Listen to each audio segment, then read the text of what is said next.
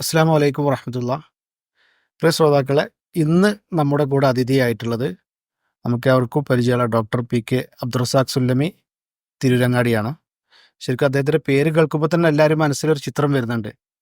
ഖുർആൻ ചരിത്രഭൂമികളുടെ എന്നുള്ള ഒരു വളരെ പ്രസിദ്ധമായിട്ടുള്ളൊരു യാത്ര പരമ്പര തന്നെ നടത്തി കേരളത്തിന് വലിയൊരു അത്ഭുത നിമിഷങ്ങൾ സമ്മാനിച്ചൊരു സംഗതിയാണ്. 1997 അദ്ദേഹം ആ യാത്ര നടത്തി, ഏകദേശം 26 വർഷങ്ങൾക്ക് മുമ്പ്.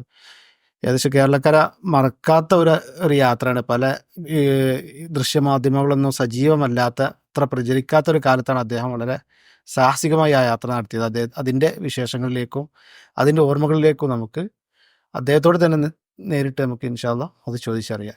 ഞാൻ ശരിക്ക് തിരൂരങ്ങാടി പിന്നീടായതാണ്. ഞാൻ PSMO കോളേജിൽ അധ്യാപകനായ ശേഷം ഞാൻ അരീക്കോട്ട് പുത്തലം എന്ന സ്ഥലത്ത് പുത്തലം തെക്കേ തിരക്കിൽ സൗത്ത്, അവിടെയാണ് ജനിച്ചതും വളർന്നതൊക്കെ. സൗത്ത് പുത്തലം, അതായത് മുഹമ്മദ് മലാക്കിയുടെയും MC ഫാത്തിമയുടെയും മകനായിട്ട് ജനിച്ച 1952. ഇപ്പോൾ 73 വയസ്സായി.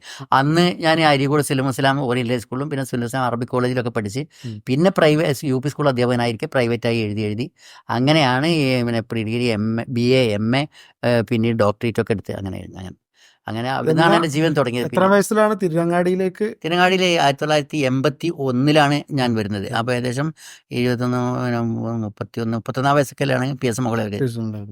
അന്ന് മുതൽ തിരുരങ്ങാടിക്കാരനായിട്ട് പിന്നെ അറിവ് ഇൻഷാ അല്ലാ. ഇപ്പം അവിടെ തന്നെ ആയി.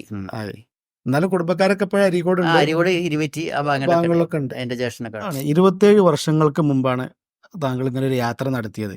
ഇന്ന് പല ആളുകളും യാത്രകൾ അങ്ങനെ നടത്തിക്കൊണ്ടിരിക്കുകയാണ്. ഇന്ന് യാത്രകൾ പൊതുവെ ഒരു പുതുമയുള്ള സംഗതിയല്ല.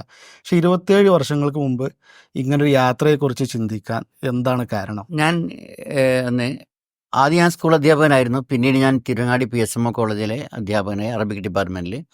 അതിനിടയ്ക്ക് ആണ് ഞാൻ 1993 ഡോക്ടറേറ്റ് കിട്ടിയത്. അപ്പോൾ ആ ഡോക്ടറേറ്റിന് വേണ്ടി എടുത്ത വിഷയം ഖുറാനിലെ എൻ്റെ അമാനുഷികതയാണ്. പ്രത്യേകിച്ചും ഖുറാൻ്റെ ചരിത്രവും ശാസ്ത്രീയവുമായ അമാനുഷികത.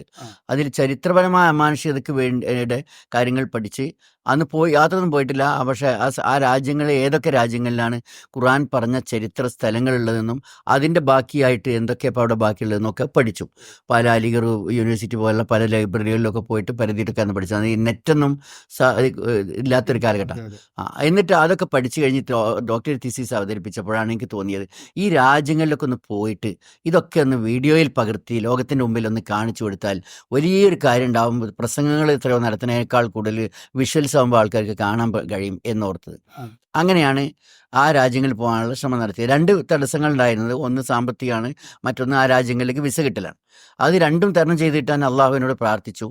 അങ്ങനെ ഞാൻ എൻ്റെ അയൽവാസിയും അവിടുത്തെ തിരുങ്ങാടി PSMO കോളേജിൽ തന്നെ ഹിസ്റ്ററി ഡിപ്പാർട്ട്മെൻറ്റ് ഹെഡുമായിരുന്ന ഡോക്ടർ മുസ്തഫ കമാൽ പാഷ, അതെ തിരുങ്ങാടിയിലെ എൻ്റെ അയൽവാസിയാണ് അദ്ദേഹം. അപ്പോൾ അദ്ദേഹത്തോട് ഞാൻ ഈ കാര്യം പറഞ്ഞു. കോളേജിൽ വെച്ച് തന്നെയാണ് പറഞ്ഞത്. വേൾഡ് മാപ്പൊക്കെ വരച്ചിട്ട് റൂട്ടൊക്കെ വരച്ചിട്ട് അത് കാണിച്ചു കൊടുത്ത്, ഇത് രാജ്യങ്ങളിലൊക്കെ നമ്മൾ പോയാൽ ഇങ്ങനെയൊക്കെ ഗുണമുണ്ട്, ഇൻഷാ അല്ലാ നമുക്ക് ശ്രമിക്കാം എന്ന് പറഞ്ഞു. അപ്പം അങ്ങനെ ഇരിക്കുമ്പോഴാണ് കമാൽ പാഷയുടെ വീട്ടിൽ ആ പ്രാർത്ഥനയ്ക്ക് ഉത്തരം കിട്ടിയെന്ന് തന്നെ ഞാൻ വിശ്വസിക്കുന്നത്. കാരണം ഒരു നല്ലൊരു ഉദാഹരണമായ ഒരു ധനികൻ, അദ്ദേഹം നേരത്തെ തന്നെ കമാൽ പാഷയുടെ പുസ്തകങ്ങളൊക്കെ പ്രസിദ്ധീകരിക്കാറുണ്ട്. അപ്പോൾ അദ്ദേഹം വന്നു, അത് പിന്നെ ഈ ഖാജാ അബ്ദുസ്സലാം സാഹിബ്. അപ്പോൾ അദ്ദേഹത്തോട് ഈ കമാൽ പാഷ ഈ വിവരങ്ങൾ പറഞ്ഞു. ഇങ്ങനെ ഖുറാനിൽ പറഞ്ഞ ചരിത്ര സ്ഥലങ്ങളൊക്കെ വീഡിയോയിൽ പകർത്തിയിട്ട് ലോകത്തിന് മുമ്പിൽ കാണിക്കുന്ന ഒരു ദൗത്യം ഇതുവരെ ഉണ്ടായിട്ടില്ല. ലോകത്ത് ആദ്യമായിട്ട് നമുക്ക് അങ്ങനെ ദൗത്യം ഒന്ന് തുടങ്ങണം എന്ന് പറഞ്ഞപ്പോൾ എത്ര വേണ്ടി വരും എന്ന് ചോദിച്ചു. അപ്പോൾ കമാൽ പാഷ സംഖ്യ പറഞ്ഞു. അതൊക്കെ ഞാൻ അതിനുള്ള ചെലവ് ഞാൻ തരാമെന്ന് പറഞ്ഞു. അങ്ങനെയാണ് ഇത് തുടങ്ങിയത്. അദ്ദേഹം ഇപ്പോൾ ജീവിച്ചിരിപ്പുണ്ടോ? അബ്ദുസ്സലാം സാഹിബ് ഇപ്പോഴുണ്ട്. അപ്പോൾ ഇതാണ് ഇതിൻ്റെ ഒരു സാഹചര്യം. എത്ര രാജ്യങ്ങൾ സന്ദർശിച്ചു? അപ്പം നിങ്ങൾ മാപ്പ് ചെയ്തിട്ടാണെന്നൊക്കെ പറഞ്ഞു. സ്വാഭാവികമായിട്ടും എത്ര രാജ്യങ്ങൾ പരാമർശിക്കപ്പെടുന്നുണ്ട് ഖുറാനിലുണ്ട് എന്നുള്ളതൊക്കെ. അപ്പോൾ എത്ര രാജ്യങ്ങളാണ് നിങ്ങൾ തീരുമാനിച്ചത് സന്ദർശിക്കാൻ? ഞങ്ങൾ സന്ദർശിച്ചത് അവിടെ 14-15 രാജ്യങ്ങളാണ് അന്നത്തെ ആദ്യത്തെ. പിന്നെ മൂന്നാം യാത്രയിലും എല്ലാം കൂടി ഞാൻ ഒട്ടാകെയായിട്ട് 19 രാഷ്ട്രങ്ങൾ സന്ദർശിച്ചു. അതെല്ലാം ഖുറാനും പറഞ്ഞ ചരിത്ര സ്ഥലങ്ങളുമായിട്ട് ബന്ധപ്പെട്ടല്ല. ഖത്തറിലൊക്കെ ഞാൻ ട്രാൻസ്ലേറ്റർ എന്നൊക്കെ വർക്ക് ചെയ്തു. ബാക്കിയെല്ലാം കൂടി ആയിട്ട് ഖുറാൻ പറഞ്ഞത് രാജ്യങ്ങളുണ്ട്. എല്ലാത്തതും കൂടുതലും ഒരു ഖുറാൻ പറഞ്ഞ ഏഷ്യ, യൂറോപ്പ്, ആഫ്രിക്ക വൻകരകളിലെ രാജ്യങ്ങളിലാണ് ഇതിനുവേണ്ടി യാത്ര ചെയ്തിട്ടുള്ളത്. ഇതിൽ എത്ര ആളുകൾ ഇപ്പം യാത്ര നടത്തിയത് നിങ്ങളാണെങ്കിലും മറ്റു സംവിധാനങ്ങളൊക്കെ ചെയ്ത റെക്കോർഡിങ് കാര്യങ്ങൾ, അതിന് വേറെ ആരെങ്കിലും കൂടെ പോന്നിട്ടുണ്ടോ? ഉണ്ട്. പിന്നെ ഒന്നാമത്തെ ഖുറാൻ ചരിത്ര ഗവേഷണ യാത്ര നടത്തിയ അന്ന് ജമീൽ ഷാ എന്ന ഒരു വീഡിയോഗ്രാഫറെ കൊണ്ടുവരുന്നു. രണ്ടാമത്തെ ചരിത്ര ഗവേഷണ യാത്രയിൽ 98 നടത്തി. ആദ്യത്തെ 97. അതില് റോബിൻ എന്ന ഒരു ഉം. വീഡിയോഗ്രാഫറെയും കൊണ്ടുപോയി. കൊണ്ടുവരുന്നത്. ഏതായാലും മാഷാല്ലാ ആ റെക്കോർഡിങ്ങും അതിലെ അവതരണങ്ങളും അതിലെ ഖുർആൻ പാരായണം അതിലെ സംസാരങ്ങളൊക്കെ ഒരു വേറിട്ട അനുഭവമാണ്. കാരണം അത്തരം സംവിധാനങ്ങൾ പൊതുവെ വന്നിട്ടില്ല. ഈ പൊതുവെ പിന്നെ കേരളത്തിലും നമ്മൾ അറിയപ്പെടുന്ന യാത്രകളൊന്നുമില്ല. അന്ന് ചില യാത്രികരൊക്കെ സന്ദർശിതമായിട്ട് പുസ്തകങ്ങളിലൂടെ നമ്മൾ വായിച്ചിട്ടുള്ളൂ. ഇതൊരു ദൃശ്യ അനുഭവമാണ് കേരളക്കാർക്ക് നിങ്ങൾ സമ്മാനിച്ചത്. ഇതിൻ്റെ ഒരു അനുഭവം, എൻ്റെ ഒരു വ്യക്തിപരമായ അനുഭവം എന്ന് പറയുന്നത്, ഇത് ഞാൻ 6ാം ക്ലാസ്സിൽ പഠിക്കുമ്പോഴാണ് പിന്നെ ഈ ഒരു യാത്ര നടക്കുന്നത്. അന്ന് നമ്മളെ വീടുകളിൽ ടി വി ഇല്ല. ഒരു 4ഓ 5ഓ വീടുകളാണ് നമ്മുടെ നാടുകളിലൊക്കെ ടി വി ഉള്ളത്. അപ്പം നമ്മുടെ നാട്ടിൽ 2 വീടുകളിലായിട്ട് ഇത് പ്രദർശിപ്പിച്ചു. രാത്രി ഇശാക്ക് ശേഷം 9 മണി 10 സമയമൊക്കെ സംഘമായിട്ട് ആണുങ്ങളും പെണ്ണുങ്ങളും കുട്ടികളൊക്കെ ഇത് കാണാൻ പോയത് കണ്ട് തിരിച്ചു വരുന്ന ഒരു പ്രത്യേക അനുഭവത്തിലൂടെ അവർ തിരിച്ചു വരുന്നതൊക്കെ ഞാൻ നേരിട്ട് കാണാം. ഇപ്പോഴും ആ ഓർമ്മകൾ മറന്നിട്ടില്ല. അതുകൊണ്ടാണ് ഇപ്പോഴും താങ്കളായിട്ടൊരു ഇൻ്റർവ്യൂ ചെയ്യണം, 27 വർഷങ്ങൾക്ക് ചെയ്യണം എന്ന് മനസ്സിൽ മുമ്പേ ഉള്ളൊരു ആഗ്രഹമാണ്. പക്ഷേ ഇത് രാജ്യങ്ങൾ സന്ദർശിച്ചപ്പോൾ എന്താണ് അന്നത്തെ ആ രാജ്യങ്ങളുടെയൊക്കെ ഒരു അവസ്ഥ എന്താണ്? ആ ഒരു ചരിത്ര പശ്ചാത്തലത്തിൽ ഉൾക്കൊണ്ട് ജീവിക്കുന്ന ആളുകളാണോ, അതോ എന്താണ് അവിടുത്തെ ഒരു അവസ്ഥ ആ രാജ്യങ്ങളുടെ? അതില് പല രാജ്യങ്ങളുടെയും വ്യത്യസ്ത രൂപത്തിലാണ്. കാരണം ഇതിലിപ്പോ ഈജിപ്ത് എന്ന് പറയുന്നത് ഇഷ്ടംപോലെ ടൂറിസ്റ്റുകൾ ധാരാളം വിദേശത്ത് നിന്ന് വരുന്നതും ഈ നൈൽ നദി പിരമിഡ് ഒക്കെ ഉള്ളതല്ലേ. അങ്ങനെ വരുന്നത് കൊണ്ട് അവിടെ ഒരു പിന്നെ യൂറോപ്യൻ കൾച്ചർ നല്ലോണം നിലനിൽക്കുന്നുണ്ട്. അങ്ങനെയുണ്ട്. അതേസമയത്ത് ഈ ഇസ്ലാമിക ചായയുള്ള ഏരിയകളും ഒക്കെ ഉണ്ട് ഓൾഡ് കെയ്റോ ഭാഗങ്ങളിലൊക്കെ. അങ്ങനെയൊക്കെ. പിന്നെ അങ്ങനെ ഈജിപ്തിന്റെ അവസ്ഥ. പിന്നെ എന്ന് പറഞ്ഞാല് പല രാജ്യങ്ങളും ദീനിയായ ബോധമുണ്ട്, ഇല്ലാത്തതുണ്ട്. അങ്ങനെ മൊത്തത്തിൽ ഒരു അവസ്ഥ പറയാൻ കഴിയില്ല. പലസ്തീനിലൊക്കെ എന്ന് പറഞ്ഞാൽ ഒരു ഇസ്ലാമിക ചിട്ടയും മറ്റേ ബോധമൊക്കെ കാണുന്നുണ്ട്. പലസ്തീനെ കുറിച്ച് പ്രത്യേകിച്ച് വേറെ പറയാനുണ്ടാവുമെന്ന് ഞാൻ പ്രത്യേകിച്ച് പറയുന്നില്ല. ആദ്യം ഏത് രാജ്യമാണ് സന്ദർശിച്ചത്? ആ ദൗത്യത്തിൽ ആദ്യമായിട്ട് സൗദി അറേബ്യയാണ്. 97 സൗദി അറേബ്യയാണ്. അതിന്ന് പിന്നെ ഏത് രാജ്യത്തേക്കാണ്? സൗദി അറേബ്യ ഈജിപ്തിലേക്കാണ് പോയത്. ഈജിപ്തിലേക്കാണ്. പിന്നെ ജോർഡാന്, പിന്നെ അവിടുന്ന് ഒമാന്, പിന്നെ UAE, അങ്ങനെ ലാസ്റ്റ് ഒമാൻ എന്നാണ് തിരിച്ചു യാത്ര. ഏറ്റവും കൂടുതൽ ഖുർആനിൽ പരാമർശിക്കപ്പെട്ട സ്ഥലങ്ങൾ ഏത് രാജ്യത്താണുള്ളത്? അതിപ്പോ ഈ ഫലസ്തീനിലും ഈജിപ്തിലൊക്കെ തന്നെയാണ് കൂടുതലുള്ളത്. ഇപ്പൊ നിങ്ങൾ കൂടുതൽ സമയം ചെലവഴിച്ചത് ഈജിപ്തിലാണെന്ന് പറഞ്ഞു. ഈജിപ്തില് പിന്നെ എന്തൊക്കെയാണ് അവിടുത്തെ ഒരു ചരിത്ര പശ്ചാത്തലം, ഇസ്ലാമികമായിട്ടുള്ള എന്തൊക്കെ സംഗതികളാണ് അവിടെ ഉള്ളത്? ഈജിപ്തിലെ ഉള്ള ചരിത്ര പശ്ചാത്തലം മൂസ അലൈഹി ഇസ്ലാമിന്റെ ജീവിതത്തിന്റെ തുടക്കം മുഴുവൻ ഒക്കെ ഈജിപ്തിലാണല്ലോ. കാരണം അത് ആധുനിക ഈജിപ്തും അന്നത്തെ ഇതും അതും ഈജിപ്തിന്റെ ആഫ്രിക്കൻ സൈഡിലാണ്. അതുള്ളത്. പിന്നെ നബിമാരുടെ ചരിത്രങ്ങളിൽ ഈജിപ്തുമായിട്ട് പ്രധാനപ്പെട്ടത് മൂസാ നബിയുടെ ചരിത്രമാണ്. ഓക്കെ. അപ്പം അവിടെ ഇപ്പം പിരമിഡുകൾ ഉണ്ട്, അതുപോലെ തന്നെ മറ്റു ചരിത്ര മമ്മികൾ എല്ലാം ഉണ്ട്. ഈ പിരമിഡുകളൊക്കെ ആരാണ് ഉണ്ടാക്കിയത്? ഏത് കാലഘട്ടത്തിലാണ് നിർമ്മിക്കപ്പെട്ടത്? ഈജിപ്തിൽ കുറേ പിരമിഡുകൾ ഉണ്ടായിരുന്നു. ഇപ്പൊ ശരിക്കും അവിടെ കുറച്ച് പിരമിഡുകളെ ബാക്കിയുള്ളൂ. അതിൽ ഏറ്റവും വലിയ പിരമിഡാണ് കുഫു പിരമിഡ്. അത് കുഫു രാജാവ് 4600 വർഷം മുമ്പ് ഈജിപ്ത് ഭരിച്ചിരുന്ന രാജാവാണ്. ഇബ്രാഹിം നബിയുടെ 600 വർഷങ്ങൾക്ക് മുമ്പ് ആണ് ഉണ്ടാക്കിയത്. അദ്ദേഹമാണ് ലോകത്തിലെ ഏറ്റവും വലിയ പിരമിഡ് എന്നറിയപ്പെടുന്ന ഗീസയിൽ ആ പിരമിഡ് ഉണ്ടാക്കിയത്. അതിന്റെ ചരിത്രം പശ്ചാത്തലം എന്ന് പറയാം. അതെന്താ വെച്ചാല് പിന്നെ അവർക്ക് പ്രവാചകന്മാരുടെ ദൗത്യത്തിൽ നിന്ന് പ്രബോധനത്തിൽ നിന്നുള്ളൊരു വിശ്വാസം അനുസരിച്ച് ഈ ഭൂമി മാത്രമല്ല, മരണാനന്തരത്തിന് ശേഷം ഒരു ജീവിതം, പരലോക ജീവിതം ഉണ്ടെന്ന് വിശ്വാസമുണ്ട്. പക്ഷെ ആ ഒരു വിശ്വാസം വലിയ ഒരുപാട് കലർപ്പുകൾ കയറുന്നുണ്ട്. അങ്ങനെ പരലോകത്ത് ഒരാൾ ജീവിക്കണം എന്നുണ്ടെങ്കിൽ ഡെഡ് ബോഡി, ആത്മാവ് വരുന്ന സമയത്ത് ഡെഡ് ബോഡി ക്ലിയർ ആയി കാണണം, കേടുവരാതെ കാണണം. അപ്പൊ അങ്ങനെ ഡെഡ് ബോഡി സൂക്ഷിക്കാൻ, മമ്മിയാക്കിയ ശേഷം ഡെഡ് ബോഡി സൂക്ഷിക്കാൻ നൽകാണ് കുഫു രാജാവ് തന്റെ ഡെഡ് ബോഡി സൂക്ഷിക്കാൻ വേണ്ടി ആ പിരമിഡ് ഉണ്ടാക്കി. അങ്ങനെ ആണ് അതിനു വേണ്ടി 1 ലക്ഷം തൊഴിലാളികൾ 20 കൊല്ലം ജോലിയെടുത്ത് ഉണ്ടാക്കിയത്. 23 ലക്ഷം കല്ലാണ്. ഓരോ കല്ലും 2500 കിലോ ഭാരമുണ്ട്. അപ്പൊ എങ്ങനെയാണ് അത്ര ഇന്ന് ക്രെയിനും സംവിധാനങ്ങളൊക്കെ ഒന്നുണ്ട്? അന്ന് അങ്ങനത്തെ ഒരു സംവിധാനങ്ങളൊന്നുമില്ല. അന്നത്തെ ഇന്നത്തെ മനുഷ്യരും തമ്മിൽ ശാരീരികമായിട്ട് എന്തെങ്കിലും വ്യത്യാസങ്ങൾ ഉള്ളതായിട്ട് തെളിയിക്കപ്പെട്ടിട്ടുണ്ട്. എന്നാൽ ശാരീരിക ശക്തിയുള്ളവരാണ്. പിന്നെ അപ്പൊ അന്ന് പറഞ്ഞാല് ഒരു കല്ല് വലിക്കാൻ തന്നെ ആയിരക്കണക്കിന് ആൾക്കാർ മുന്നോട്ട് വലിക്കുക, വേറെ ആയിരക്കണക്കിന് ആൾക്കാർ മറ്റ് ഉന്തുക, ഇങ്ങനെയൊക്കെ കൂടിയായിട്ടാണ് എന്നാണ്. പിന്നെ മണൽത്തിട്ടകൾ ഇട്ടിട്ട് അതിലൂടെ ഉന്തിയിട്ടാണ്. അതിന്റെ അവിടെ തന്നെ ജബൽ മുഖത്തം എന്ന് പറഞ്ഞ പർവ്വതമുണ്ട് കൈറോയില്. അതിൽ നിന്ന് കല്ല് പൊട്ടിച്ചെടുത്തിട്ട് ഓരോ വഞ്ചിയിൽ ഒരു കല്ല് കൊള്ളും. 2500 കിലോ ബാറിൽ അങ്ങനെ അതെ. വെള്ളപ്പൊക്കമുള്ള സമയത്ത്, നൈൽ നദിയുടെ വെള്ളപ്പൊക്കമുള്ള സമയത്ത് ഉം. ആ ഗീസ വരെ എത്തും. ഉം. അതിലൂടെ കൊണ്ടുവന്നിട്ട് അവിടെ ഇറക്കിയിട്ട് ഉന്തി അങ്ങനെ കഠിനാധ്വാനം ചെയ്ത് കയറ്റിയതാണ്. മാത്രമല്ല അന്നൊക്കെ ജനാധിപത്യം ഇല്ലാത്തൊരു കാലഘട്ടത്തിൽ അങ്ങനെയൊക്കെ ചെയ്യിപ്പിക്കാൻ ചെയ്യിപ്പിക്കാൻ. ഏകാധിപത്യം ഒരു അടിമപ്പണി ആ, ഉണ്ടായിരുന്നു. കൂടിയാണ്. ആ. ഈ കല്ലുകൾ എവിടുന്നാണ് വന്നത് എന്നാ പറഞ്ഞത്? അത് കൈറോയിൽ നിന്ന് തന്നെയാണ് അധിക കല്ലുകൾ കല്ലുകൾ പിടിച്ചത്. വന്നത്. അവിടെ തന്നെ മുക്കത്തം എന്നാണ് പർവ്വതമുണ്ട്, അവിടെ നിന്ന് അധിക ദൂരമില്ല. അപ്പൊ അതൊരു ഷേപ്പുള്ള കല്ലാണല്ലോ അത് മിക്കവാറും ആ, കാണുന്നത്. shape. അതൊക്കെ ഒരു ഷേപ്പാക്കി ആ എടുത്തിട്ട് ഷേപ്പാക്കി കൊണ്ടുവന്നതാണ്. പൊട്ടിച്ചെടുത്ത് തന്നെയാണ് എത്രയോ, അതാ പറഞ്ഞത്, ഈ 1,00,000 തൊഴിലാളികൾ 20 തൊഴിലാളികൾ. കൊല്ലം പണിയിട്ടു. അപ്പൊ ഒരുപാട് മാനുഷിക അധ്വാനങ്ങൾ അതിന് പിന്നിലുണ്ട്. അതിന് പിന്നിൽ ചിലപ്പോൾ കുറെ കണ്ണീരുകൾ ഉണ്ടാവും. കുറെ ആളുകളുടെ ജീവിതം അതിൽ നശിപ്പിക്കപ്പെട്ടിട്ടുണ്ടാവും. കൃത്യമായ ഭയങ്കര അടിമപ്പണി ഒക്കെ ചെയ്തിട്ടാണ് നമ്മൾ കാണുന്ന ഓരോ ചരിത്ര വസ്തുക്കൾക്ക് പിന്നിലും വലിയ വലിയ ചരിത്രങ്ങൾ ഒളിഞ്ഞു കിടക്കുന്നുണ്ട്. നമ്മളതൊരു ഒരു പിരമിഡാണെന്ന് കാണുമ്പോഴും പിന്നിൽ ഇത്തരം ഒരു വസ്തുതകളൊക്കെ ഉണ്ട്. ഓക്കെ, അതിന്റെ ഉള്ളിൽ എന്താണുള്ളത്? അതിൽ ഉള്ളില് ഇക്കാണ് കയറി കഴിഞ്ഞാൽ, കയറുന്ന സ്ഥലത്ത് ആ ഡോറിലേക്ക് കയറണമെങ്കിൽ കുറച്ച് സ്റ്റെപ്പുകൾ കയറിയിട്ട് വേണം. അതിന്റെ ഉള്ളിലേക്ക് ഇങ്ങനെ തല ശരിക്കും നിവർത്തി പിടിക്കാൻ കഴിയില്ല. അതിൽ ഒരു കൂന്നുകൊണ്ട് കയറാൻ പറ്റില്ല. ഒരു പ്രാവശ്യം ഞാൻ ആദ്യത്തെ യാത്രയിൽ ഞങ്ങൾ അതിൻ്റെ ഉള്ളിൽ കയറിയിട്ടുണ്ട്. അങ്ങനെ ഉള്ളിലേക്ക് ഇങ്ങനെ കയറി കഴിഞ്ഞാൽ കൂന്നിങ്ങനെ പോകണം. എന്നിട്ട് ഇങ്ങനെ ഒരു താഴ്ന്ന ഒരു കയറ്റുകൊണ്ട് ഇറക്കും ഉണ്ടായിരുന്നു. അത് ഒക്കെ കഴിഞ്ഞാൽ പിന്നെ ആ ഒരു റൂം മാത്രം കാണാം. അത്രേ നമുക്ക് പോകാൻ പറ്റുള്ളൂ. പിന്നെ അതിൻ്റെ ഉള്ളിൽ ഇദ്ദേഹത്തിൻ്റെ ഡെഡ് ബോഡി വെച്ചത് എവിടെയാണെന്ന് നമുക്ക് കാണാൻ കഴിയില്ല. മിക്കവാറും അത് ഒരു വി, ഇംഗ്ലീഷിലെ വി അക്ഷരം അമഴ്ത്തി ഇട്ടാലുള്ള ആ രൂപത്തിൽ 2 കല്ലുകൾ വെച്ചിട്ടുണ്ട്. അതിൽ ഓരോ കല്ലും 11,000 കിലോ ആണ്, 11 ടൺ വീതം. ആ കല്ലുകൾ പിന്നിൽ ഒരു റൂമുണ്ട്. അതിലായിരിക്കാം ഇദ്ദേഹത്തിന്റെ ഡെഡ് ബോഡി എന്ന് വിചാരിക്കുന്നത്. കാരണം ഈ കല്ലുകൾ ഒന്നാമത് മാറ്റിയെടുക്കാൻ കഴിയില്ല. പിരമിഡിന്റെ കല്ലുകളൊക്കെ അമർന്ന് നിൽക്കുന്ന അയിമൽക്കാണ്, അപ്പോൾ മാറ്റാൻ കഴിയില്ല. അഥവാ മാറ്റിയാൽ പിരമിഡ് പൊളി ചെയ്യും. അപ്പോൾ അതുകൊണ്ട് ഒരിക്കലും അദ്ദേഹത്തിന്റെ ഒരു മാറ്റൂല എന്നൊരു വിശ്വാസം. അതുകൊണ്ട് അദ്ദേഹത്തിന്റെ ഡെഡ് ബോഡി അതിന്റെ ഉള്ളിലായിരിക്കാൻ വെച്ചത് എന്ന് വിചാരിക്കുന്നത്. ഇതുവരെ ആധുനിക ലോകത്തിന് കുഫുവിന്റെ ഡെഡ് ബോഡി കണ്ടെത്തിയിട്ടില്ല. ഇത് ഒരു പിന്നെ ഇതിന് പിന്നെ ഒരു നല്ലൊരു ആർക്കിടെക്റ്റ് ഫീൽ ചെയ്യുന്നുണ്ടോ അത് കണ്ടാൽ? ഒരു ഒരു ചരിത്ര നിർമ്മിതി എന്ന് പറയുന്നതിലപ്പുറം അതിൽ യാഥാർത്ഥ്യമുണ്ട്. ചരിത്ര നിർമ്മിതി എന്നുള്ളതിലേക്ക് കാരണം ഇത്രയും ഒരു പൗരാണികത അതൊക്കെ ഉണ്ട്. പിന്നെ കുറെ കാലങ്ങൾക്ക് ശേഷം അതിന്റെ ചില കല്ലുകൾ കണ്ടർന്നു. അതിന്റെ ആ പഴയ ഭംഗിയൊന്നും അത്ര ഇപ്പോഴും നിലനിൽക്കുന്നില്ല. എത്ര പിരമിഡുകൾ അവിടെ ഉണ്ട്? അവിടെ 6 പിരമിഡുകളാണ് ഗീസയിലുള്ളത്. പിന്നെ സഖാറ എന്നാണ് 10 കിലോമീറ്റർ അപ്പുറത്ത് സ്റ്റെപ്പ് പിരമിഡ് ഉണ്ട്. അതിൽ 6 പിരമിഡുകളിൽ ചെറുത് 3 ഇവരുടെ രാജ്ഞിമാരിതാ. ഇത് കുഫു രാജാവ് അതിനേക്കാൾ ഒരല്പം കുറച്ചിട്ട് അതിന്റെ തൊട്ടടുത്ത് അദ്ദേഹത്തിന്റെ മകന്, പിന്നെ അദ്ദേഹത്തിന്റെ മകൻ്റെ, അങ്ങനെ 3 ആളുകളുടേതാണ് ഉള്ളത്. ഈ കുഫുവിന്റെ പിൻഗാമിയിൽ പെട്ടതാണ് ഫറോവ ചക്രവർത്തി?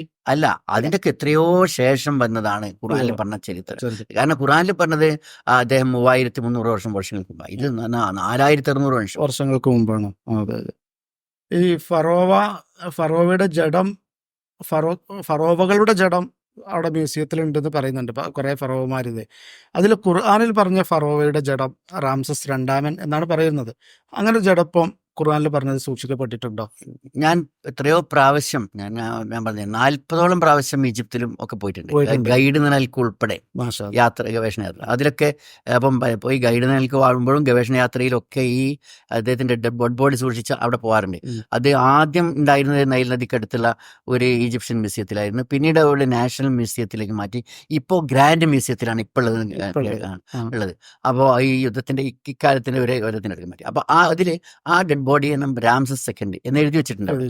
ഈ റാംസസ് സെക്കൻഡിന്റെ ശരിക്കും അതും മമ്മിഫൈഡ് ആണ് കേട്ടോ. ഞങ്ങളുടെ ഫിലിമിൽ അത് മമ്മി അല്ല എന്ന് പറഞ്ഞ തെറ്റാണ്. കാരണം 26-7 കൊല്ലം മുമ്പ് അതൊന്നും സെർച്ച് ചെയ്യാൻ പറ്റിയ ഒരു അവസ്ഥയില്ലാത്തത് കൊണ്ട് തെറ്റ് പറ്റിയ ഞാൻ തന്നെയാണ് ശരിക്കും ഉത്തരവാദി. കാരണം സ്ക്രിപ്റ്റ് എഴുതിയ ഞാനാണ്, അത് വായിപ്പിച്ചത് ആളുകൾ വായിച്ചു തന്നേ ഉള്ളൂ. അപ്പൊ അത് യഥാർത്ഥത്തിൽ മമ്മിയാണ്.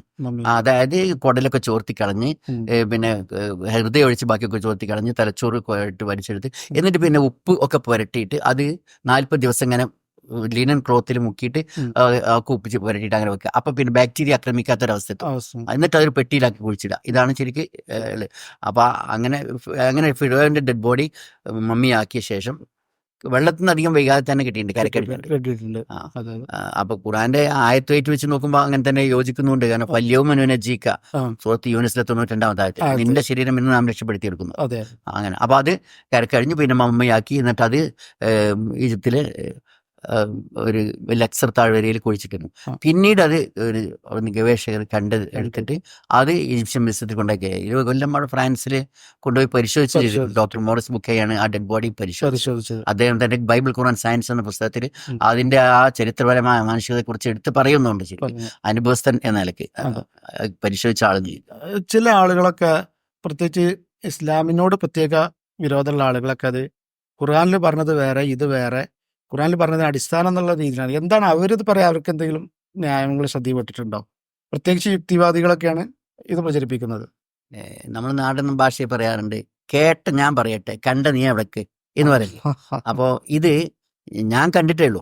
പക്ഷെ ഈ ഡെഡ് ബോഡി എടുത്ത് പരിശോധിച്ച് അത് അതിന്റെ സെല്ലുകൾ എടുത്ത് പരിശോധിക്കുകയൊക്കെ ഗവേഷണം നടത്തിയൊക്കെ ചെയ്ത ആളാണ് ഡോക്ടർ മോറിസ് ബുക്കൈ. അദ്ദേഹം 1998 മരിച്ചു. അദ്ദേഹം മുസ്ലിം അല്ലാത്ത കാലത്താണ് അത് പരിശോധിച്ചത്. എന്നിട്ട് ആ ഡെഡ് ബോഡി അദ്ദേഹം അതിൽ മുങ്ങിച്ചെത്തതാണെന്നുള്ളതും അദ്ദേഹത്തിന്റെ ആ ചരിത്രത്തെക്കുറിച്ചുള്ള അനുഭവങ്ങളും അത് കണ്ടെത്തിയതും അതിന്റെ ആധികാരികമൊക്കെ മനസ്സിലാക്കി അദ്ദേഹം ഇസ്ലാമിലേക്ക് മാറുകയും ചെയ്തു. ഖുർആനിന്റെ ചരിത്രമാണ് ആധികാരികമെന്നും ബൈബിളിനേക്കാൾ ആധികാരികത എന്നുള്ള അദ്ദേഹം മനസ്സിലാക്കിയിട്ട് ക്രിസ്തു മതത്തിന് ഇസ്ലാമിലേക്ക് അദ്ദേഹം മാറി. അദ്ദേഹം അതാണ് പ്രധാനപ്പെട്ട ഒരു കാരണതാണ്. പിന്നെ അലക്ക് എന്നുള്ള ഖുർആന്റെ ശാസ്ത്രപരമായ ആ പ്രയോഗം അദ്ദേഹത്തിന്റെ ബൈബിൾ ഖുർആൻ സയൻസ് എന്നുള്ള പുസ്തകം വായിച്ചാൽ നമുക്ക് മനസ്സിലാക്കാൻ പറ്റും. അപ്പോൾ അത് അദ്ദേഹം തന്നെ പറയുന്ന അത് വെച്ച് നോക്കുമ്പോൾ അദ്ദേഹം മുസ്ലിം ആയും ചെയ്തു. അപ്പോൾ വെച്ച് നോക്കുമ്പോൾ അദ്ദേഹം ഇതിന് ആധികാരികത കൂടുതലുണ്ടല്ലോ. അപ്പം ഇനിയിപ്പോ ഈജിപ്തിന്റെ മറ്റ് ചരിത്രപരമായ ചില സ്ഥലങ്ങളാണ് നൈൽ നദി, അതുപോലെ തന്നെ സൂയസ് കനാല്. ഈ നൈൽ നദി ഇസ്ലാമിക ചരിത്രമായിട്ട് എന്തെങ്കിലും ബന്ധമുണ്ടോ? നൈൽ നദിയിലാണ് മൂസാ നബിയെ പെട്ടിയിലാക്കി ഒഴുക്കിയത്. ഖുർആൻ യമ്മ എന്നാണ് ഉപയോഗിച്ച ജലാശയം. അത് യഥാർത്ഥത്തിൽ നൈൽ നദിയാണ്. അതിലാണ് പെട്ടിയിലാക്കി ഒഴുക്കിയത്. അങ്ങനെ ആ നിലയ്ക്ക് അത് ഒരു ചരിത്ര പശ്ചാത്തലമാണ്. അത് ഖുർആനിൽ പറഞ്ഞു. പിന്നെ അതിൽ നൈൽ നദിക്കുള്ള മറ്റൊരു ഹദീസിൽ പറഞ്ഞിട്ടുണ്ട്, നൈൽ നദിയെ കുറിച്ച് എടുത്ത് പറഞ്ഞിട്ടുണ്ട്. അത് എന്താ, ഭൂലോകത്തിന്റെ സൃഷ്ടിപ്പിന്റെ ആദ്യ കാലഘട്ടത്തിൽ അത് സ്വർഗത്തിലെ നദിയായിരുന്നു, പിന്നീട് ഭൂമിയിലേക്കായി ഒഴുക്കിയത്. എന്താണ് അതിന്റെ കൃത്യമായി നമ്മളതിന്റെ ഭൂമിശാസ്ത്രപരമായിട്ട് അതിന്റെ വ്യാഖ്യാനിക്കാൻ നമുക്ക് അറിയില്ല.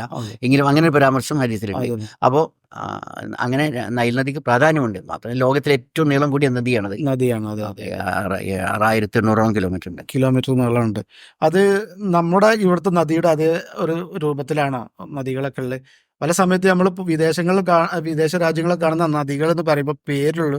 നമ്മുടെ കേരളത്തിലെ പശ്ചാത്തലമുള്ള നദികൾ അത്രയൊന്നും വലിപ്പമോ ഒന്നും വെള്ളത്തിന്റെ കപ്പാസിറ്റി ഒന്നും കാണാറില്ല. നൈൽ നദിക്ക് ആഴം നല്ല ഉണ്ട്. കാരണം നൈൽ നദിയിൽ ശരിക്ക് ഇപ്പോൾ 2 വലിയ ഡാമുകൾ കെട്ടിയിട്ടുണ്ട്. കുറച്ച് മുമ്പ് അസ്വാൻ അണക്കെട്ട്, ജമാൽ അബ്ദുൽ നാസറിന്റെ കാലത്ത് ഉണ്ടാക്കിയ അണക്കെട്ട്, അത് കൈറോ ഈജിപ്തിലേക്ക് സുഡാനിൽ ഒഴുകി എത്തുമ്പോൾ തന്നെ ഒരു അണക്കെട്ട്. അതിലൂടെ വൻതോതിൽ വെള്ളം തിരിച്ചുവിട്ടിട്ടുണ്ട്. അതിന്റെ പുറമെ എത്യോപ്യയിൽ നിന്ന് വരുന്ന വേറൊരു ശാഖയുണ്ട്, അതിലും ഒരു അണക്കെട്ടുണ്ട്. ഇതൊക്കെ കഴിഞ്ഞിട്ട് വെള്ളം വരെ കുറഞ്ഞു ഒരുപാട്. 7 അങ്ങനെ ശാഖകളൊക്കെ ഉണ്ടായിരുന്നതിന് കടൽ ചേരുന്നുണ്ട്. പക്ഷെ ഇപ്പോൾ 2 ശാഖകളും. അങ്ങനെ വെള്ളം കുറഞ്ഞു. എന്നിട്ട് പോലും കപ്പൽ പോകാൻ മാത്രം, ടൂറിസ്റ്റ് കപ്പലൊക്കെ ധാരാളുണ്ട്. ആ കപ്പലൊക്കെ പോകാൻ മാത്രം ആഴം ഇപ്പോഴുണ്ട്. വേനൽക്ക് വരും. കാരണം എന്നിട്ടും കപ്പൽ അടിയിൽ തട്ടാതിരിക്കണം എന്നുണ്ടെങ്കിൽ ഒരുപാട് മീറ്റർ അടിയിലേക്ക് വേണമല്ലോ. എന്നിട്ടും ആ കപ്പലുകൾ ഇപ്പോഴും പോകുന്നുണ്ട്. അപ്പൊ അത്രയും ആഴം ഇപ്പോഴും നൈൽ നദി ഉണ്ട് എന്നുള്ളതാണ്. പക്ഷെ വീതി അത്ര കൂടുതലൊന്നുമില്ല. കാരണം 2 ഭാഗത്തുനിന്നും ബിൽഡിങ്ങുകൾ തിരക്കിയിട്ട്, കൈറോ നഗരത്തിന്റെ ബിൽഡിങ്ങുകൾ തിരക്കിയതുകൊണ്ട് വീതി അത്ര കൂടുതലൊന്നുമില്ല. എങ്കിലും ആഴമുണ്ട്. ഇത് എവിടുന്നാണ് ഇതിന്റെ ഉത്ഭവം? അതിലെ ഒരു ഭാഗം തുടങ്ങുന്നത് വിക്ടോറിയ തടാകം എന്നറിയപ്പെടുന്ന ഏകദേശം സെൻട്രൽ ആഫ്രിക്കയിൽ നിന്ന് കുറച്ചും കൂടി തെക്കോട്ടുള്ള റുവാണ്ട, ബുറൂണ്ടി, ഉഗാണ്ട തുടങ്ങിയ രാജ്യങ്ങൾക്കിടയിലുള്ള ഭാഗത്തു നിന്നാണ് അതിന്റെ വൈറ്റ് നൈൽ എന്ന ഭാഗം തുടങ്ങുന്നത്. അത് ഒഴുകി വടക്കോട്ടൊഴുകി സുഡാന്റെ തലസ്ഥാനമായ കാർത്തൂമിൽ എത്തുമ്പോഴേക്കും എത്യോപ്യയിൽ നിന്ന് ബ്ലൂ നൈൽ എന്ന് പറയുന്ന ഒരു ഭാഗം വന്നിട്ട് അതും കൂടി കാർത്തൂമിൽ വെച്ച് ഒരുമിച്ച് കൂടി ഒരു ഭാഗമായിട്ടാണ് പിന്നെ കൈറോയിലേക്ക് ഒഴുകുക. അങ്ങനെ ഈജിപ്തിൽ കൈറോയിലൂടെ ഒഴുകിയിട്ട് മെഡിറ്ററേനിയൻ കടലിൽ പതിക്കുക ചെയ്യും. മെഡിറ്ററേനിയൻ കടലിലാണ് പതിക്കുന്നത് അല്ലേ? അപ്പൊ ഈ ഇതിനോടനുബന്ധിച്ച് നമ്മളാണ് സൂയസ് കനാൽ വലിയൊരു അത്ഭുതമാണ്. അപ്പൊ ആ സൂയസ് കനാല് ഈ നദിയായിട്ട് ബന്ധമുണ്ടോ? സൂയസ് കനാലിലേക്ക് ഈ നൈൽ നദിയിൽ നിന്ന് ഒരു കണക്ഷൻ ഉണ്ടാക്കിയിട്ടുണ്ട്. കൈറോ കഴിഞ്ഞിട്ട് കുറച്ച് ഒരു ഭാഗം നല്ല വെള്ളപ്പൊക്കം കുറച്ചും കൂടി ഇപ്പോഴുണ്ടാകുന്ന സമയത്തേക്ക് കൂടെ കുറച്ചും കൂടി വെള്ളം ഒഴുകിക്കോട്ടെ എന്നാൽ സൂയസ് കനാലിലേക്ക് കണക്ഷൻ ആക്കിയിട്ടുണ്ട്. ആദ്യ കണക്ഷൻ ഇല്ലായിരുന്നു. കാരണം സൂയസ് കനാലിന്റെ കുറെ അടുക്ക് ഈജിപ്തിന്റെ ആഫ്രിക്കൻ സൈഡിലാണ് ശരിക്കും ഈ നൈൽ നദി ഫുള്ളും ആഫ്രിക്കയിലാണ്. സൂയസ് കനാൽ എന്ന് പറയുന്നത് ഏഷ്യയുടെയും ആഫ്രിക്കയുടെയും ഇടയിലൂടെയാണ്. അപ്പൊ സൂയസ് കനാല് ഞങ്ങൾ പോകുമ്പോൾ കാണാറുണ്ട്. നൈൽ നദിയിലും ഞങ്ങൾ ഈ ബോട്ട് യാത്രകളും മറ്റൊക്കെ നടത്താറുണ്ട്. നടത്തി. പിന്നെ ചെറിയ മിനി ഷിപ്പൊക്കെ നടത്താറുണ്ട്. അപ്പോൾ അതെ. ക്രൂയിസ്. അതുപോലെ ഈ സൂയസ് കനാലിൻ്റെ അടിയിലൂടെയാണ് പോകാറുള്ളത്. അത് ആഫ്രിക്കയിലേക്ക് ഏഷ്യയിൽ നിന്ന് പ്രവേശിക്കുമ്പോൾ സൂയസ് കനാല് മുകളിലൂടെ അതിൻ്റെ അടിയിലൂടെ തുരങ്കം വഴി കരവാഹനങ്ങൾ സൂയസ് കനാൽ അടിയിലൂടെ മുകളിലൂടെ കപ്പൽ പോവുക, അടിയിലൂടെ കരവാഹനങ്ങൾ പോവുക, അങ്ങനെ ക്രോസ് ചെയ്തിട്ട് അങ്ങനെ പ്രാവശ്യം സഞ്ചരിക്കാറുണ്ട്. പക്ഷെ അങ്ങനെ ഉള്ളൊരു ബന്ധമുണ്ട്. അത് 193 കിലോമീറ്ററാണ് ഈ സൂയസ് കനാലിൽ നിന്ന്. അല്ല, ഇതിപ്പോ പറഞ്ഞത് അതായത് ഈ കനാലിന്റെ അടിയിലൂടെ സഞ്ചരിക്കുക എന്ന് പറയുന്നത് അതിപ്പോ അത് എങ്ങനെയാണെന്ന് വിശ്വസിക്കാൻ കഴിയില്ലല്ലോ. ചില സ്ഥലത്തൊക്കെ റെയിൽവേയുടെ ട്രെയിൻ മുകളിൽ കൂടെ പോവുക, അതിന്റെ അടിയിൽ കൂടെ അതേപോലെ പിന്നെ മുകളിലൂടെ കനാൽ ഒഴുകുക. അപ്പൊ വെള്ളത്തിന്റെ നിലത്തിന്റെ അടി കൂടെ അതിന് ക്രോസ് ആയിട്ട് സീനായിൽ നിന്ന് ഈജിപ്തിന്റെ ആഫ്രിക്കൻ സൈഡിലേക്ക് ഒരു തുരങ്കം ഉണ്ടാക്കിയിരിക്കുകയാണ്. ആ തുരങ്കം മാത്രം 2 കിലോമീറ്റർ ഉണ്ട്. സൂയസ് കനാലിൽ വീതി 2 കിലോമീറ്റർ ഇല്ല, പക്ഷെ കുറെ പുറത്തും തുടങ്ങണമല്ലോ, കാരണം പെട്ടെന്ന് ഇറങ്ങി കയറാൻ വയ്യല്ലോ. അങ്ങനെ ഇങ്ങനെ സ്ലോ ആയിട്ട് ഇറങ്ങിയിട്ട് ആ തുരങ്കം വഴി ആണ് കടന്നു ചെന്നാൽ ഏഷ്യയിൽ നിന്ന് ആഫ്രിക്കയിലേക്ക് എത്തും. അപ്പോൾ മുകളിലൂടെ കപ്പൽ പോകും. ഞങ്ങൾ ഡയറക്റ്റ് ഇത്രയും പ്രാവശ്യം പോയിട്ടും സൂയസ് കനാല് നേരിട്ട് കണ്ടിട്ടില്ല. ഈ വിമാനത്തിൽ നിന്ന് പലപ്പോഴും ചിലപ്പോൾ കണ്ടിട്ടുണ്ടായിരുന്നു, അല്ലാതെ അവിടെ നിന്ന് കണ്ടില്ല. കാരണം ആ ഭാഗത്ത് കയറി നിന്ന് കാണാൻ പറ്റില്ല, അപ്പം മിലിറ്ററിയുടെ കൺട്രോളിലാണ്. പിന്നെ അതേ സമയം പോകുമ്പോൾ ശരിക്കും അനുഭവം മനസ്സിലാവും. നമ്മൾ മുകളിൽ കനാലിൻ്റെ അടിയിൽ കൂടെ പോകും എപ്പോഴും ഫുൾ. നമ്മള് ഒരു തുരങ്കത്തിന്റെ അടിയിലൂടെ പോവുക, മുകളിലൂടെ കടലിന്റെ മുകളില് കപ്പല്. അത് കടലാണ്, കടൽ ശരിക്കും ഇതാണ് ഒരു കനാലാണ്. ഒരു കനാലാണ്. ഓക്കെ. എന്നാലും അത് വലിയൊരു അത്ഭുതമാണ്. നമ്മള് നേരെ മറിച്ചാണ് കേട്ടത്. ഇനി പിന്നെ അതുപോലെ തന്നെ ഈജിപ്തിലെ ഈ ഒരു കാഴ്ചകളൊക്കെ കണ്ടു. ഇത് തൊട്ടടുത്തത് പിന്നീട് ഏത് രാജ്യത്തിലേക്കാണ്? സൗദി അറേബ്യ കഴിഞ്ഞാൽ പിന്നെ ഞങ്ങൾ ആദ്യത്തെ യാത്രയിൽ ഈജിപ്താണ്. ഈജിപ്ത് കഴിഞ്ഞിട്ട് പിന്നെ ഞങ്ങൾ ജോർഡാനിലേക്കാണ് അന്നത്തെ യാത്ര ചെയ്യുന്നത്. അപ്പോൾ വലിയൊരു അത്ഭുതം, ഇതുപോലൊരു അത്ഭുതം നമ്മൾ കണ്ടത് ഡെഡ് സീ, ഒരു ചാവ് തടാകത്തെ കുറിച്ച് നമ്മൾ കണ്ടത്. അത് ഏത് രാജ്യത്താണ്? ചാവ് തടാകത്തിന് 3 രാജ്യത്തിന്റെ കരകൾക്കിടയിലായിട്ടാണ് കിടക്കുന്നത്. ഇസ്രായേലിന്റെയും ഫലസ്തീന്റെയും ജോർഡാന്റെയും. അത് 50 കിലോമീറ്ററോളം നീളവും 12 കിലോമീറ്റർ വീതിയാണ് ഇപ്പോൾ ഉള്ളത്. കുറെ മുമ്പ് ഒക്കെ അതിനേക്കാൾ വീതി ഉണ്ടായിരുന്നു, കാരണം അതിലേക്ക് ഒഴുകി വരുന്ന ഒരു ജോർഡാൻ നദിയുണ്ട്. അത് ഇസ്രായേൽ അണക്കെട്ട് കെട്ടി തിരിച്ചു വിട്ടുകൊണ്ട് ഒരു ചെറിയ അഴുക്കുചാല് പോലെയായി. ഖുർആനിലെ അൽ-ബഖറ 249 പറഞ്ഞ നദിയാണത്. എന്താണ് അതിൽ പറയുന്നത്? അതിൽ ഇസ്രായേലിനെയും കൊണ്ട് ആ നദി കടന്നു പോയപ്പോൾ ഒറ്റ കോരി വെള്ളമായി കുടിക്കാൻ പാടുള്ളൂ, നിങ്ങൾ അതിലധികം കുടിക്കരുത് എന്ന് പറഞ്ഞു. പക്ഷെ ഒരുപാട് ആൾക്കാർ കുടിച്ചു എന്ന് പറഞ്ഞിട്ട് ഇല്ലാമിനെ ഉറുഫത്തമ്പി അതി എന്ന് പറഞ്ഞു. അങ്ങനെ കടന്നു. മൂസാനബിക്ക് ശേഷമുള്ള സംഭവമാണ്. അങ്ങനെ ആ നദിയാണ് അത്. ഇപ്പോൾ പിന്നെ പറഞ്ഞില്ല, ഡാം കെട്ടിയതുകൊണ്ട് 2 ഡാം കെട്ടിയിട്ടുണ്ട് ഇസ്രായേൽ അതിത്തെ വെള്ളം. അതുകൊണ്ട് താഴോട്ട് വെള്ളം. അതുകൊണ്ട് ഡെഡ് സീയിലേക്ക് ആകെ വെള്ളം എന്ന് തരാനുള്ളത് ഈ ഇതിലൂടെ ആയിരുന്നു, ഈ നദി കൂടെ. അത് ഇല്ലാത്തതുകൊണ്ട് ഇത്രയും വലിപ്പമുള്ള ഒരു തടാകത്തിൽ നിന്നാണെങ്കിൽ വെള്ളം മേലോട്ട് പോലെ അങ്ങനെ നീരാവിയായി പോവും. അതിക്ക് വരാനുള്ള വെള്ളം കുറഞ്ഞും ചെയ്തു. അങ്ങനെ ഒരു വർഷം 1 മീറ്ററോളം ഇതിലധികം ഉയരം ലെവല് ഡെഡ് സീ താഴ്ന്നുകൊണ്ടിരിക്കും ഒരു വർഷം. അങ്ങനെ ആണ് ഈ അത് ഇതിൽ ഒരു സൈഡ് ഒന്നായിട്ട് ജോർഡാനും മറ്റേ സൈഡിൽ ഫലസ്തീനും ഇസ്രായേലും കൂടിയാണ് ഉള്ളത്. ഇത് പിന്നെ വേറെന്തെങ്കിലും ചരിത്ര പശ്ചാത്തലം ഇതിലുണ്ട്? അതിൽ പ്രവാചകന്മാരായിട്ട് ഡെഡ് സീയുടെ ചരിത്ര പശ്ചാത്തലമുണ്ട്. അതിലെ വെള്ളത്തെ കുറിച്ചൊന്ന് ഞാൻ പറയാം. വെള്ളം എന്ന് പറഞ്ഞാൽ ശരിക്കും ഡെൻസിറ്റി കൂടുതലായതുകൊണ്ട് ആർക്കിമിഡീസ് പ്രിൻസിപ്പിൾ അനുസരിച്ച് ആൾക്കാർ അതിൽ ഇറങ്ങിയാൽ പൊങ്ങി നിൽക്കും. കാരണം കൂടുതൽ ഡെൻസിറ്റി ഉള്ള വെള്ളം ആയതുകൊണ്ട് അതിൽ പൊങ്ങി കിടന്നാൽ മതി. വാട്ടർ ബെഡ് എന്ന് പറയാം. കണ്ടാൽ ക്ലിയറായി വെള്ളം തോന്നും. ഭയങ്കര ഉപ്പ്. സാധാരണ വെള്ളത്തിലെ 3.5% 100 ലിറ്റർ വാറ്റിയെടുത്താൽ, കടലിൽ നിന്ന് ഊറ്റി വാറ്റിയെടുത്താൽ 3.5 ലിറ്റർ ഉപ്പേ കിട്ടുള്ളൂ. പക്ഷേ ഡെഡ് സീലത്തെ 100 ലിറ്റർ വാറ്റിയെടുത്താൽ 33 ലിറ്റർ ഉപ്പ്. അതാണ്. പിന്നെ അതിന്റെ ഏറ്റവും തെക്കേ അറ്റത്താണ് ചരിത്ര പശ്ചാത്തലം. അത് ഇപ്പോൾ ഉള്ളത്. ബാക്കി ഏതൊക്കെ ഭാഗങ്ങളിലാണെന്ന് പറയാൻ പറ്റില്ല. സദോം, ലൂത്ത് നബിയുടെ നാടായ സദോം ഉണ്ടായിരുന്നത് അതിന്റെ തെക്കേ അറ്റത്താണ്. അതായത് ആ ജനങ്ങൾ വസിച്ചിരുന്നത് ഇതിന്റെ തീരത്തായിരുന്നു. 5 നഗരങ്ങളാണ് സദോം നഗരം. മൂറ സദോം, അതിന്റെ തലസ്ഥാനമായിരുന്നു സദോമും. അവിടെ എഴുതി വെച്ചിട്ടുണ്ട്, മൗണ്ട് സദോം എന്ന് എഴുതി വെച്ചിട്ടുണ്ട്. അവിടെ മൂസ ലൂത്ത് നബിയുടെ നാടായിരുന്ന ഈ സ്വർഗ്ഗ സംഭവികളായ ജനങ്ങൾ ജീവിച്ചിരുന്ന ഏരിയ.